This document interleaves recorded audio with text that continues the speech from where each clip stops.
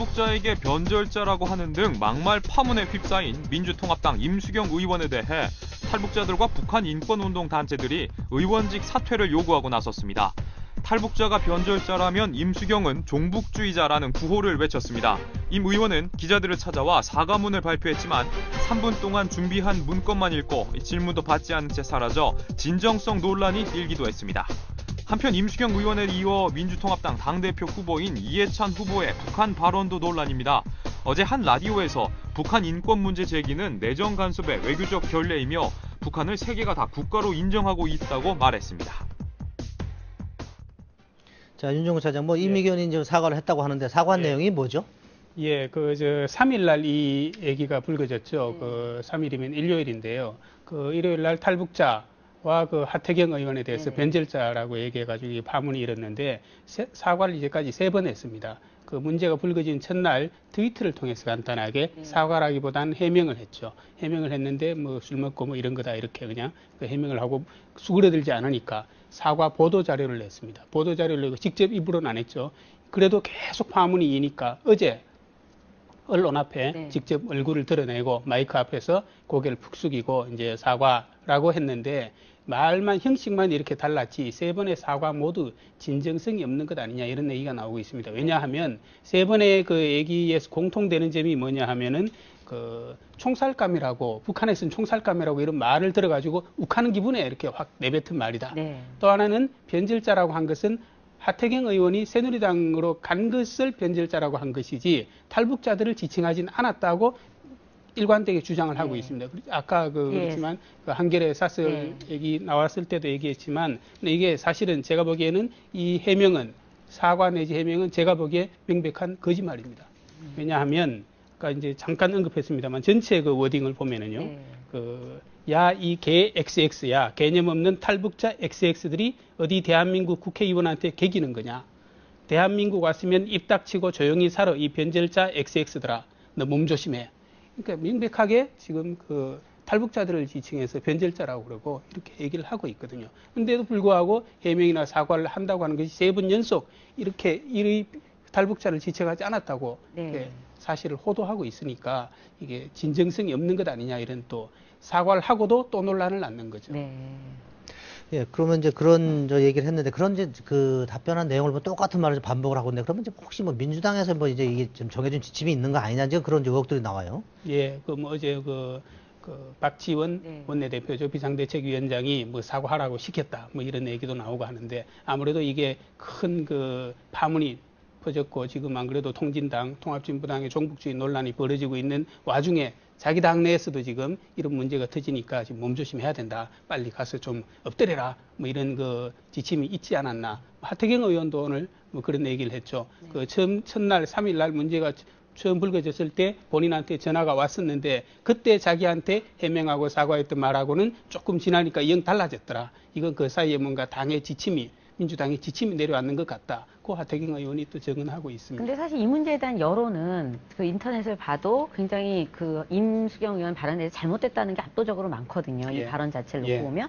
근데 어저께 박지원 위원장은 이거에 대해서 충분히 사과를 했다라는 입장을 계속 보이고 있는데 민주당이 그런 입장을 보이는 게 어떻게 보면 현실인식을 조금 잘 못하고 있는 게 아닌가. 너무 빨리 성급하게 이걸 마무리하려는 게 아닌가라는 생각은 드는데 왜 그런 어떻게 보면 정치 구단이라고 하는 분이 왜 그렇게 성급하게 했을까? 전 그게 좀 궁금합니다. 그게 이제까지 거의 한 달 동안 논란이 됐던 통합진보당의 논란에서도 마찬가지인데 저 명백하게 잘못했는 걸 왜 저렇게 보태고 국민한테 사과 확실하게 하지 않을까 이런 좀 의문이 들었잖아요. 마찬가지입니다. 지금 민주당도 명백하게 지금 국민들한테 지탄을 받고 있는 이 상황에서 왜 임수경 의원의 진정성은 이해가 간다, 사과를 이해한다, 당에서 조치하지 않겠다, 이렇게 감싸는 듯한 태도를 취하고 있는데 왜 그런지 저도 솔직히 잘 모르겠습니다. 그렇지만 아무래도 인식의 저변에 민주당은 김대중 대통령 때부터 북한과의 남북 정상회담도 성사시키고 북한에 이렇게 여러 가지 지원을 하면서 뭔가 북한을 자극해서는 안 된다.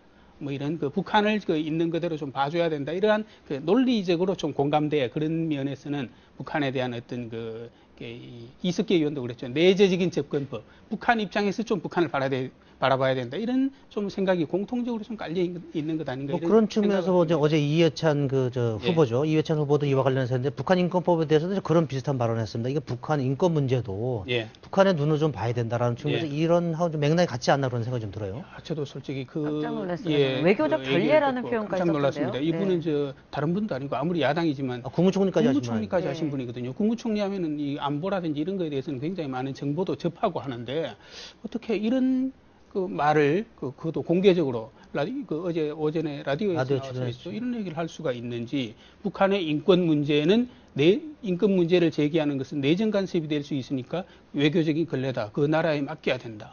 그리고 그 진행자가 또 거기에 끼어들어가지고 아니 우리 헌법에는 북한을 국가로 인정하지 않는데요 하니까 그건 우리 헌법 문제지 전 세계적으로 다 인정하고 있다. 마치 우리 헌법을 부정하는 듯한 그런 발언도 어제 했어요. 공개적으로. 오늘 관련해서 조선중앙일보인가 보면 사회면 제목이랑 그 기사가 저는 좀 재밌더라고요. 이 발언과 관련해서 또 이제 인터넷이랑 이런 여론이 그 문제 제기를 하면서 그렇다면 신군부 시절에 레이건 쪽에서 그 김대중 전 대통령을 풀어주라고 한 것도 그러면 외교적 결례고 내정 간섭이냐 이런 말로 비판을 하고 있어요. 근데 어떻게 보면 왜 이런 시기에 미묘한 시기지 않습니까? 야당 입장에서. 근데 왜 이런 발언을 자꾸 하는지 민주당 내에서도 별로 반기진 않을 것 같아요. 이런 발언을. 민주당 내에서도 그런 의견이 있습니다. 뭐 가뜩이나 지금 그 통진당 종북 사태로 기름 부었다 이런 얘기가 국민들이 지탄을 받고 있고 민주당도 통진당과 야권 연대를 해가지고 통진당 의원들이 많이 당선되는데 연대 책임이 있는 것 아니냐 이런 민주당에 안 그래도 화살이 지금 집중되고 있는 상황에서 또 이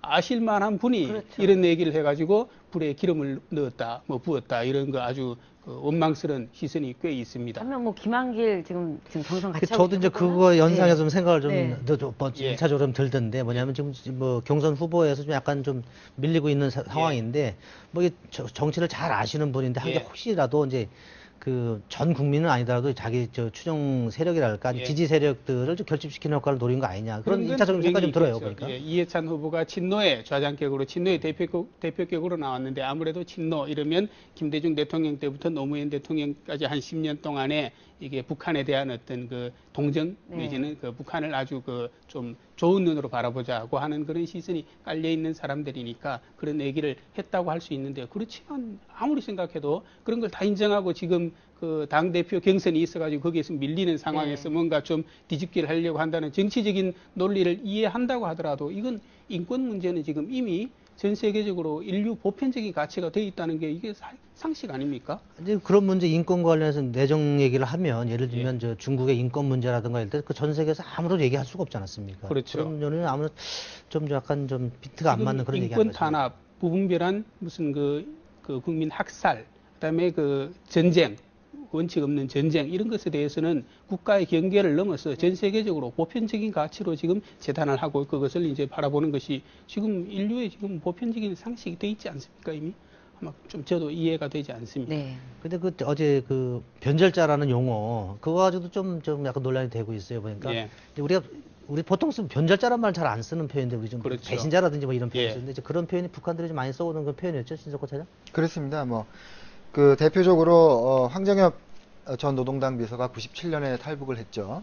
그때 북한이 변절자는 갈 테면 가라 이렇게 굉장히 통 큰 것처럼 얘기를 했는데 그 뒤로도 많이 얘기를 했습니다. 그 시대의 변절자들인 김영환과 그 일당들은 뭐 냉전수구 세력이다 뭐 이런 얘기도 하고. 그러니까 변절자라는 것이 기본적으로 북한이 쓰는 용어라는 걸 우리가 알 수 있죠. 임수경 의원이 바로 그 북한의 그 맥락에서 변절자라는 용어를 사용했다.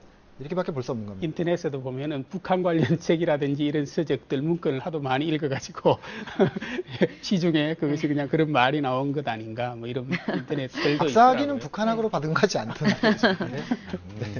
자 그러면 이제 아까 이제 우리 일면 소개할 때 이제 이제 각 신문에 실린 기사 특징이 있었다 그러는데 아까 이제 우리 주성화 기자 동아일보 주성화 기자가 그 임 의원한테 보내는 칼럼 형식의 글이 하나 있었고, 그 조선일보 같은 경우 탈북자 출신의 인터뷰가 있었어요. 근데 각 신문에 이제 여러 기사가 실렸는데 약간 다 특징이 있는 좀 같아요. 네, 좀 기사를 같이 우리 시청자분들하고 같이 보면서 좀 얘기를 해볼까요?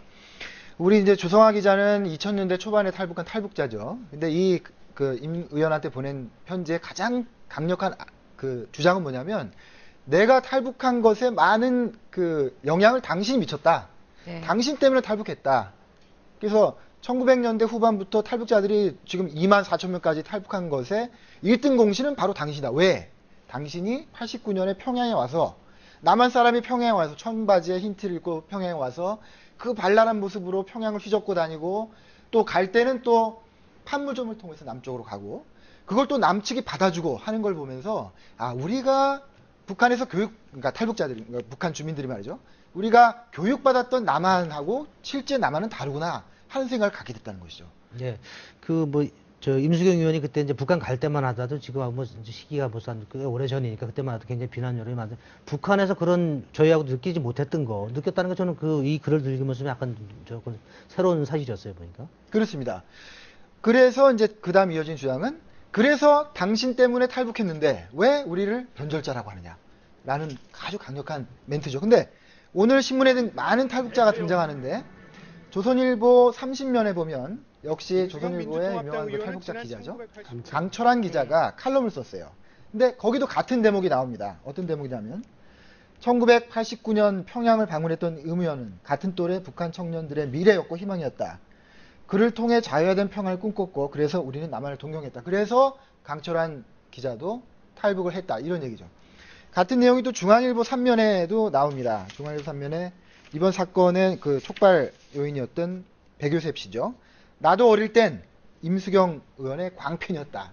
이런 내용을 페이스북에 올렸다는 겁니다. 이런 그 주성아, 강철한, 이 백요셉 씨, 이 세 분의 증언만 모아봐도 주성아 기자의 주장이 사실이라는 걸 알 수 있는 거죠. 임수경 의원이 북한에 그 당시 89년에 준 영향. 아, 남한은 우리가 생각하는 것과 다르구나. 그리고 남한 한번 살아볼 만한 곳이구나. 하는 생각을 북한 주민들에게 줬어요. 그게 참 재미있는 게 저도 그 기사를 읽다가 오늘 일면에도 또 이제 그 조선도 그 내용이 또 있지 않습니까? 거기 보면 우리는 사실은 갔을 때 무슨 이념이라든지 이게 법 문제라든지 이런 쪽에 더 포커스를 많이 하게 되는데 언론에서는 실제 받아들인 쪽 입장에서는 다른 거, 이 사람이 말하는 메시지보다 하고 다니는 태도, 뭐 옷차림 이런 게 그 자체가 메시지가 되는 거죠. 그 사람들한테. 문화적 충격이었던 네, 그래서 거기 보면은 아니 비행기를 타고 온 사람이 무슨 옷을 저렇게 많이 싸왔나, 이렇게 옷을 매번 갈아입나 이런 표현이 거기 나와 있어요. 오늘 기사에 보면. 그렇죠. 마지막 그게 굉장히 신기했던 것 같아요. 그 그렇죠. 사람들한테. 마지막 소개할 기사가 이제 조선일보 1면과 3면에 네. 박상학 씨, 네. 자유북한운동연합의 이제 대표죠. 아주 그 맹렬한 북한 인권운동가인데 임수경 의원을 두 번 만났다는 거예요. 한 번은 89년에 임 의원이 평양에 왔을 때 그 지나가던 임 의원 손을 잡았다는 거죠. 직접. 그리고 2006년에는 자기가 이제 내려와서 남한에 와 있을 때 강의원 임 의원을 만났는데 그 사람과 그 사람은 완전히 다른 사람이었다는 얘기를 하고 있습니다. 굉장히 그 자세하게 그 자기 체험이니까요. 얘기를 하는데 저는 두 가지가 포인트인 것 같아요. 뭐냐면 2006년에 이제 강의를 듣고서 그 북한의 비참한 현실에 대해서 질문을 했다는 거예요. 박상학 씨가. 간 내려온 탈북자니까. 그랬더니 내가 직접 보지 못해서 모르겠다. 이렇게 회피했다는 거예요. 답을. 이제 그것이 바로 그 종북주의자들이 하나의 징표다. 이렇게 주장을 하고 있는 것이고요. 하나 또 굉장히 중요한 주장은 그래서 그 임의원한테 강의원 임의원한테 우리 탈북자들의 손을 좀 따뜻하게 잡아주십시오라고 이제 얘기를 하려고 했더니 지금 나랑 이념 논쟁 하자는 겁니까? 그러고서 말을 잘랐다는 거죠. 예.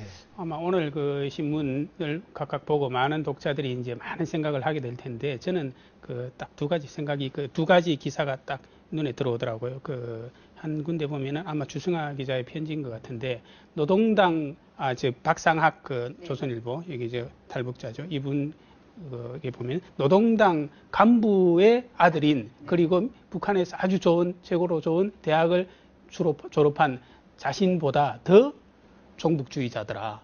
이제 임수경 의원이나 이런 그 사람들 보고 깜짝 놀랐다는 거 하고 또 주승아 기자의 편지에 얘기 보면은 그 임수경 의원이 89년에 북한 갔다가 내려와가지고 굉장히 그 북한 갔을 때 뭐 굉장히 남한을 비판하는 듯한 발언도 하고 해가지고 내려가면 당연히 어떻게 처단될 거라고 생각했는데 잘 살고 있다. 그래서 그 다음에 남북 무슨 교류 때 그 북한의 기자들이 왔을 때 진짜 그렇게 잘 사는지 한번 가봤는데 그 집을 불쑥 방문해 봤더니 정말로 잘 살더라고요. 저희도 그 오래전 얘기인데 뭐 연도는 좀 기억이 안 납니다만 그때 이제 그 북한에서 저 대표단이 왔었는데 그 기자들이 갑자기 아마 저 서대문 저쪽 어디였던 것 같은데 그쪽 갔다 저희도 뭐 기자들이 뭐 헐레벌떡 뭐 뒷쫓아갔던 그 기억이 납니다 제가.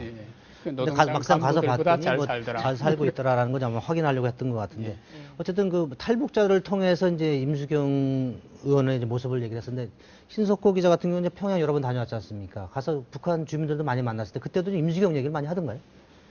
주민들은 못 만나고요. 네. 저도 남한 기자니까. 당 간부들. 저를 안내하는 이제 그 관료들한테 종종 얘기를 전해 듣죠. 아마 제 기억이 좀 희미합니다만 임 의원이 평양에 왔을 때 이제 그 사람들도 저랑 만났던 사람들 그 전에 이제 선배들이 만났겠죠. 임 의원은. 선배들이 그러기를 참 고생 많이 했다. 여기 기사에도 나오잖아요. 평양에서 막 종횡무진 자유분방하게 돌아다녔으니 그 임 의원을 관리하기 위해서 그 안내원들이 얼마나 고생을 했겠습니까. 그런 얘기를 하는 것 같습니다. 예, 하여튼 뭐 임수경 의원 뭐 얘기가 좀 뭐 정치권은 물론이고 저 탈북자들도 좀 뭐 이게 반대 시위를 벌이고 있어서 파문을 좀 쉽게 가라앉지 않을 것 같은데 좀 사태는 좀 지켜보겠습니다.